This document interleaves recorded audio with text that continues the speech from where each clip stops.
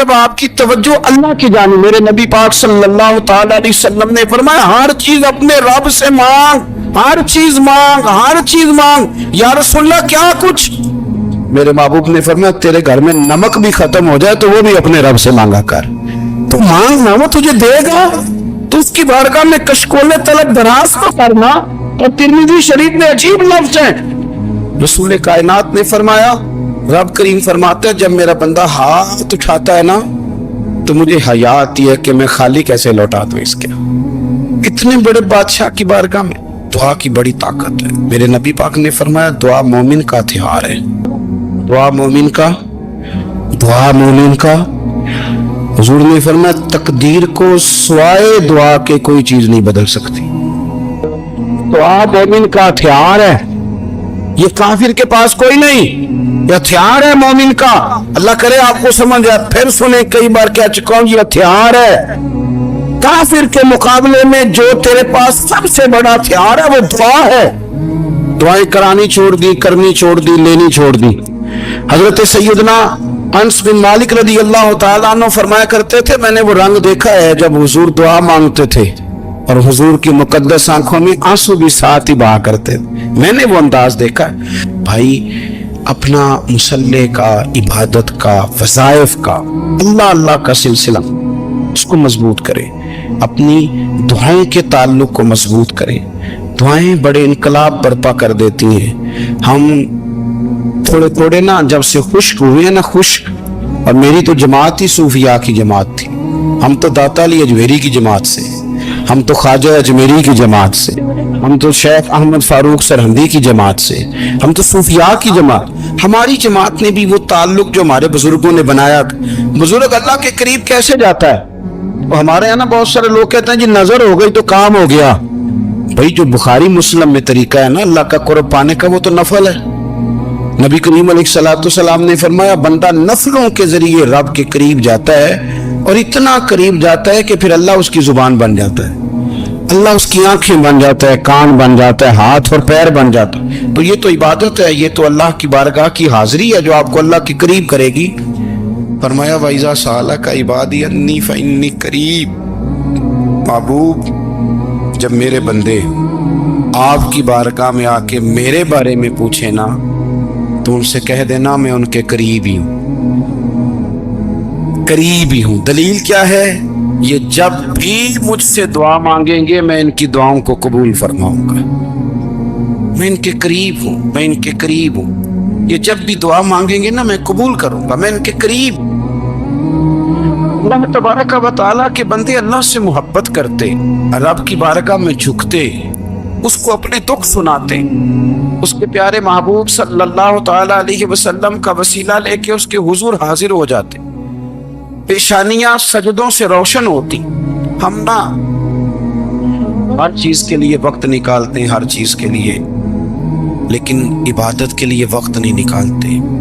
ہر شے آباد ہے، ہر شے، ہماری فیس بک بھی آباد ہے، واٹس ایپ بھی آباد ہے، ہمارے ٹویٹر بھی آباد ہیں، ہماری ہر چیز آباد ہے۔ سب سے کم آباد ہمارا مصلی رہ گیا ہے، سب سے کم۔ وہ لوگ اب ڈھونڈنے سے ملتے ہیں جن کی بغل میں مصلی ہوتا تھا۔ میرے بھائی آپ کتنا کو دنیا کے پیچھے بھاگو گے تھکا دے گی، کتنا دولت کے پیچھے بھاگو گے تھکا دے گی۔ آپ جب اپنی زندگی میں جمع تفریق کرو گے نا تو مرتے وقت احساس ہوگا کہ سارا کچھ تو لوگوں کے لیے کیا، اپنے لیے تو کر ہی کچھ نہیں سکے۔ اور ہم عبادت کے معاملے میں بہانے بازی بھی کرتے ہیں۔ ہم کہتے ہیں اوہو رزق کمانا بھی تو عبادت ہی ہے نا، تو میں حلال روزی کے لیے جا رہا ہوں، یہ بھی تو عبادت ہے نا۔ میری طرح کے لوگ کہہ دیتے ہیں کہ میں سویرے اٹھ کے مدرسے میں کچھ اسباق دیکھتا ہوں تو یہ بھی تو عبادت ہے، میں بیان کرنے کے لیے مطالعہ کرتا ہوں تو یہ بھی تو عبادت ہے نا، اتنے لمبے سفر کر کے ملک میں دنیا میں گھومتا ہوں تو یہ بھی تو میں عبادت ہی کر رہا ہوں۔ اب اسپیشل نفلوں کے لیے وقت کس طرح نکلے، اسپیشل کر کے تسبیح میں کیسے چلاؤں، میں سارا کچھ ہم بہانے بنا لیتے ہیں نا۔ میرا سوال یہ ہے کہ یہ ساری باتیں صحابہ کو، نبی کریم کو، دیگر لوگوں کو بھی تو پتہ تھی نا، لیکن آپ غور تو کریں 23 سال حضور کو وقت ملا، مختصر وقت ظاہراً تبلیغ کرنے کے لیے، پوری دنیا میں دین بھی پھیلانا ہے، گھر میں 11 ازواج ہے، 4 بیٹیاں ہیں، ان کی اولادیں، سارے کام کاج بھی دیکھنے، لیکن سیدہ طیبہ طاہرہ حضرت عائشہ صدیقہ رضی اللہ تعالیٰ عنہ فرماتی ہیں سارا دن تبلیغ کرتے، ہر غلام کے دکھ سنتے، گھر میں آتے تو اپنے گھر والوں کا خیال کرتے، کام میں ہمارا ہاتھ بٹاتے۔ قربان جاؤں، کہتی ہیں زمانہ سارا سو جاتا لیکن آمنہ کے لال مصلی بچھا دیتے۔ دنیا سو گئی، ساری سب سو گئے، جو خدام تھے، وہ جو غلام تھے، وہ سو گئے۔ صحیح مسلم میں لفظ ملیں گے، سیدہ پاک فرماتی ہیں او میرے نبی کے غلاموں، میں نے یہ رنگ بھی دیکھا ہے کہ حضور نے اتنا کھڑے رہے، اتنا قیام کیا، اتنا قیام کیا کہ مقدس پیروں میں ورم آ گئے، سوج گئے پیر، اتنے بڑے۔ دل پہ ہاتھ رکھ کے نہیں بتا سکتا کہ میرے کبھی نماز میں پیر سوج گئے، کوئی نہیں بتا سکتا۔ بچوں کی روٹی کماتے تھک گئے، بات الگ ہے، ہم سیر کرنے گئے تو تھک گئے، بات الگ ہے، لیکن عبادت میں یہ بھی تو مسلم شریف ہے نا، یہ بھی تو دین ہے نا، یہ بھی تو حضور کی سنت ہے، یہ بھی تو وہ چیز ہے جو کریم کی آنکھوں کی ٹھنڈک ہے۔ سیدہ فرماتی ہیں پیروں میں ورم آ گئے، ساری رات ہی حضور نے نماز پڑھی اور ایک ہی آیت بار بار دہرائی۔ مسجد نبوی میں بلال حبشی نے فجر کی اذان دے دی اور حضور ابھی مصلی پہ تھے، کریم فارغ ہوئے، میں نے عرض کی یا رسول اللہ صلی اللہ علیہ وسلم، آپ کے تو صدقے اللہ اگلے پچھلوں کے گناہ معاف کرے گا، تو آپ اتنی آہوزاری کیوں فرماتے ہیں؟ آپ تو شفیع ہیں، آپ تو انبیاء کے امام ہیں۔ تو حضور نے فرمایا عائشہ تم نے گنوایا ہے نا میرے اللہ کی مجھ پر کتنی رحمت ہے، افلا اکون عبدا شکورا، فرمایا اگر اس نے اتنی نعمتیں دی ہیں تو کیا میں اس کا شکر گزار بندہ نہ بنوں، میں شکر گزار بندہ نہ بنوں اس کا؟ پھر اگر اتنی نعمتیں اس نے دی ہیں، مجھے اتنا نوازا ہے، تو پھر میں اس کے سامنے سجدے نہ کروں؟ او میرے بھائی، بڑے قابل فخر لوگ ہیں ہم کہ ہم نبی پاک کے غلام ہیں، ہم قابل فخر ہیں کہ نبی کریم کے غلام ہیں۔ کیا کبھی اس غلامی کے شکرانے میں بھی 2 نفل پڑھے کہ یا اللہ تیرا شکر ہے تو نے ہمیں حضور کا غلام بنایا ہے؟ یاد رکھیں کہ اپنی روحانی زندگی کو آباد کریں، استغفار پڑھیں، تسبیحات کریں۔ حضرت عبداللہ ابن عمر رضی اللہ تعالیٰ عنہ حضرت عمر کے صاحبزادے، مکہ مکرمہ میں ان کی قبر ہے۔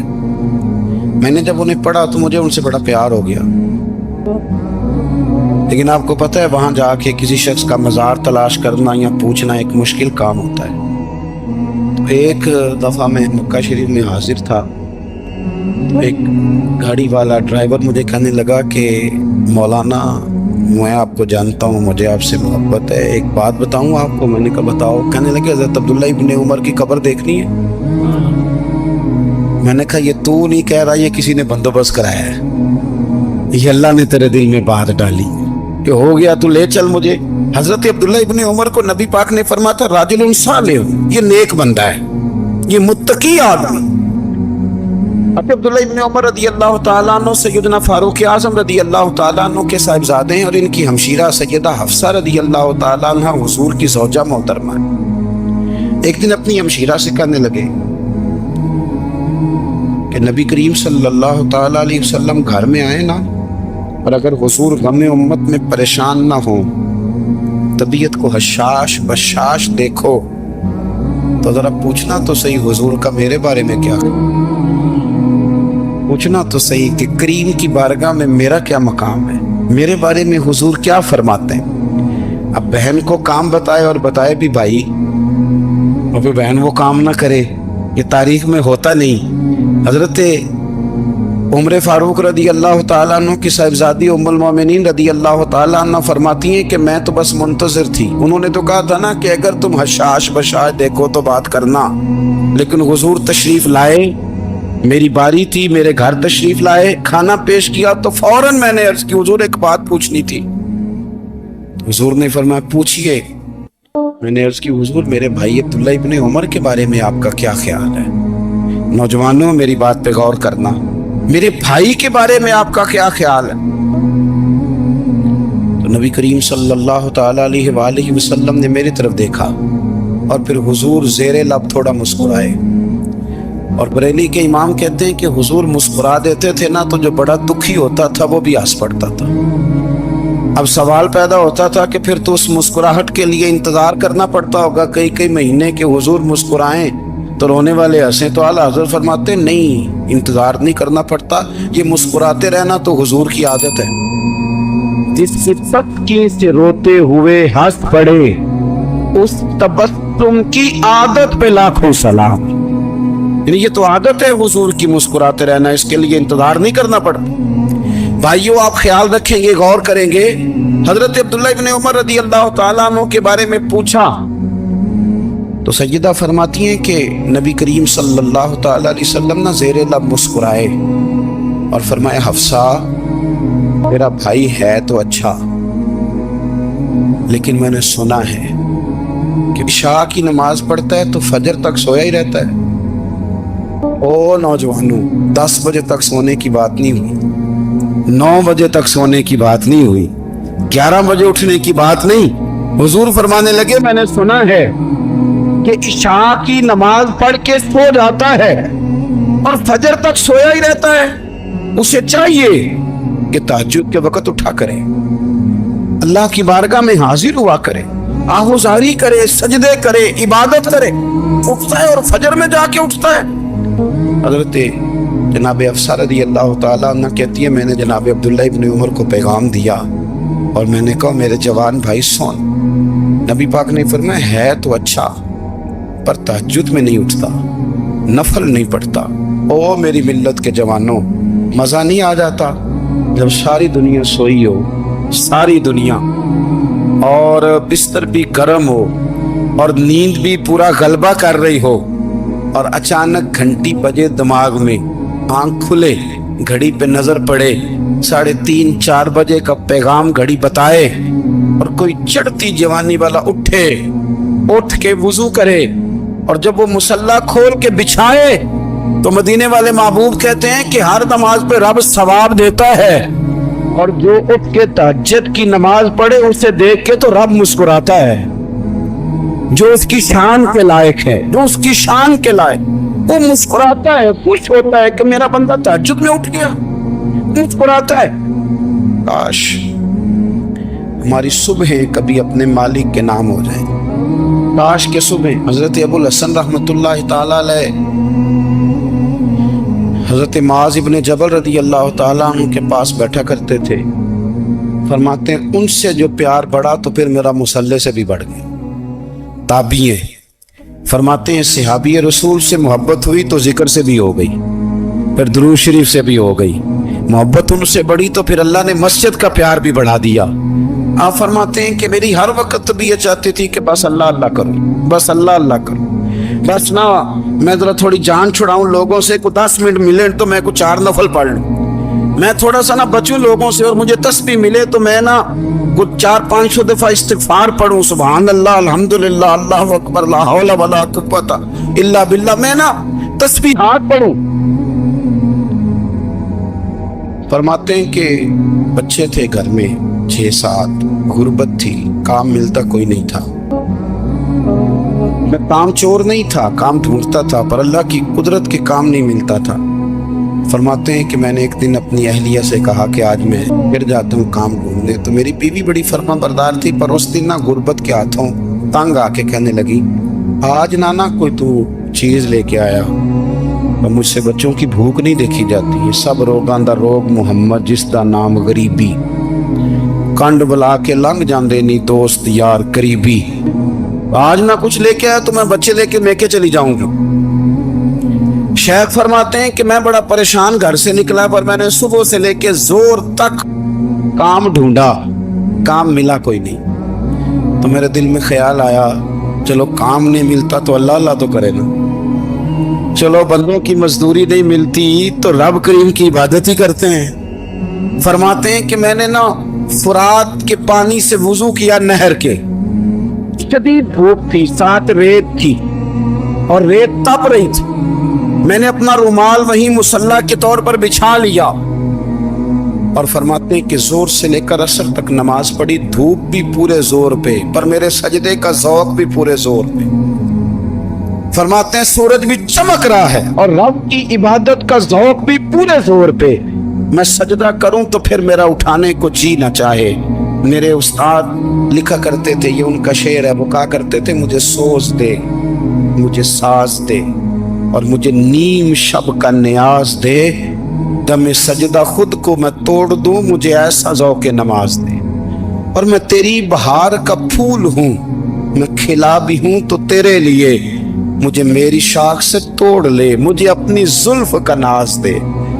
بھائی فرماتے ہیں کہ عصر تک میں نے نفل پڑھے، دل ڈھلنے لگا، عصر کی نماز پڑھی اور میں وہاں سے چلا۔ اب میں جب نکلنے لگا تو دل میں خیال آیا کہ چھوٹی چھوٹی دیواریں ہیں گھر کی، بغیر کچھ لیے جاؤں گا تو بیوی دور سے دیکھے گی تو شور کرے گی کہ پھر خالی ہاتھ آ گیا ہے۔ کہتے میں نے اپنی اسی رومال میں جس پہ میں نے نماز پڑھی تھی نا، رومال میں کیا کھیدے پنجابی صافہ کہتے ہیں، اسی میں نا میں نے کچھ ریت بھر لی کہ وہ دور سے دیکھے گی تو سمجھے گی کچھ لے کے آیا ہے، چلو جا کے اسے بتا دوں گا کہ آج پھر مزدوری نہیں ملی۔ کہتے ہیں وہ ریت لے کر جب میں گھر میں گیا تو پہلے بیوی دروازے پہ کھڑی ہوتی تھی، پوچھتی تھی خالی ہاتھ آ گئے ہو؟ آج میں نے دیکھا تو ہے ہی کوئی نہیں۔ فرماتے ہیں میں اندر داخل ہوا، سلام لیے، کونے میں نے وہ رومال رکھ دیا اور میں نے آواز دی کہ بھلی مانس کہاں ہو؟ تو وہ کہنے لگی آپ منہ ہاتھ دھو لیں، میں روٹی لے کے آئی۔ میں نے کہا روٹی کہاں سے آ گئی؟ یہاں تو کئی دنوں کے فاقے ہیں، تو کئی دنوں کی غربت ہے، یہاں تو اس گھر میں تو فقیری ہے۔ فرماتے ہیں کہ وہ روٹی لے کے آئی اور اس وقت کی جو موجودہ نعمتیں تھیں، سمجھ لیں سلاد، اچار، ہر چیز ساتھ لائی۔ میں نے کہا کہ بچے کہاں گئے؟ کہنے لگی وہ کھانا کھا کے کھیلنے گئے، آپ کھانا کھا لیں آ جاتے۔ کھانا اس نے چن دیا۔ میں نے حیرت انگیز لہجے میں ساری نعمتیں اپنے دسترخوان پہ دیکھ کر کے بیوی سے پوچھا یہ کہاں سے آیا کھانا؟ بچوں کو تو نے کہاں سے کھانا کھلایا؟ یہ سارا کچھ کیسا ہے؟ کہنے لگی پتہ نہیں آج آپ کس کریم کی مزدوری کرنے چلے گئے تھے، پتہ نہیں کس کریم کی، میرے گھر میں تو اتنی نعمتیں آئی ہیں کہ مجھ سے سنبھالی نہیں جا رہی، اتنا اناج ہے، اتنا گندم ہے، کس کریم کے دروازے آج چلے گئے تھے؟ یہ کہتے کہتے وہ اٹھی اور اٹھ کر کے کہنے لگی پہلے بڑا کچھ آیا تھا، اب کیا لے آئے؟ اور جا کر کے نا اس نے وہ ریت والا رومال کھولا، کہنے لگے میں تو لے کے آیا تھا ریت، تو میرے رب نے اسے بھی سونے اور ہیرے بنا دیا تھا۔ نبی پاک علیہ السلام نے فرمایا زمین کے اوپر، یہ بخاری میں موجود ہے، فرمایا زمین کے اوپر اور آسمان کے نیچے حق بات کہنے والا، سچ بولنے والا میرے ابو ذر غفاری سے بڑا کوئی، اس سے بڑا حق سچ والا کوئی۔ حضرت ابو ذر غفاری رضی اللہ تعالی نے کلمہ پڑھا اور بالکل اس وقت پڑھا جب مسلمان دار ارقم میں ہوتے تھے۔ اللہ کے حبیب علیہ السلام نے ان سے فرمایا کہ ابو ذر حالات ٹھیک نہیں ہیں، ابھی اپنے کلمے کا اظہار نہ کرنا۔ تو حضرت ابو ذر غفاری کہنے لگے یا رسول اللہ ابھی تو آپ نے فرمایا کسی ملامت کرنے والے کی پرواہ نہیں کرنی۔ حضور میں نہ ان مشرکوں کے بیچ جا کے اپنے رب کی توحید کا اعلان کروں، ان کافروں کے بیچ کھڑے ہو کے میں کہوں گا کہ لا الہ الا اللہ، لا الہ الا اللہ، لا الہ الا اللہ، ان کے بیچ کھڑے ہو کے میں کہوں گا اللہ کے سوا کوئی عبادت کے لائق، میں کہوں گا کر لے جو کرنا ہے۔ مجمع کفر کا، کثرت کافروں کی، حالات یہ ہے کہ مسلمان گھر میں چھپ کر بظاہر دین سکھا رہے ہیں، جناب ابو ذر غفاری میدان میں آ گئے۔ یہ حق کے رستے میں جو زخم لگتے ہیں نا، ان زخموں کی لذت بڑی بہترین ہوتی ہے، یہ ایک خاص ذائقہ ہے۔ زخموں کا بھی مزہ ہوتا ہے، پتہ ہے آپ کو؟ کبھی زخم ٹھیک ہونے پہ آئے تو اسے چھیڑ کے دیکھو، اس میں بھی ایک لذت ہوتی ہے، زخموں میں ایک مزہ ہوتا ہے۔ اور یہ جو زخم حق کے رستے پہ لگتے ہیں نا، حق کے رستے پہ، ان زخموں میں لذت ہے، ذائقہ ہے۔